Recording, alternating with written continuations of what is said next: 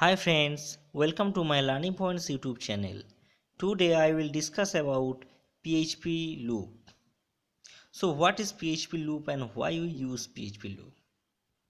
Sometimes we need same code which needs to run multiple times. That time we use loop.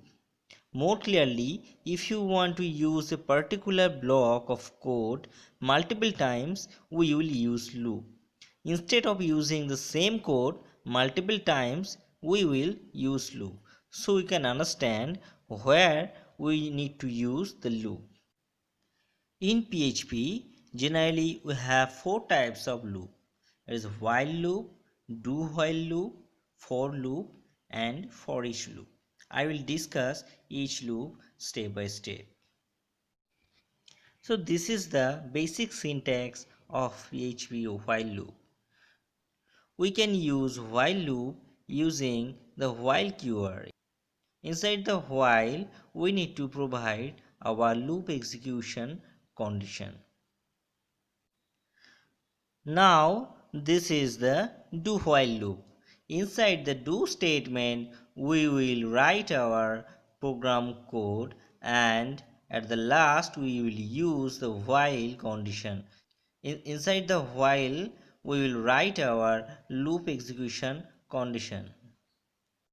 So this is the basic structure of for loop. In a single statement, we will initialize a loop variable, we will provide our condition for loop execution, and the last option we will assign the increment operator. Basically, we use for loop when we know the exactly how many times I need to run that loop. So this is the last loop of PHP. The for each loop only applicable in array, and this is used to loop through each key value pair of array.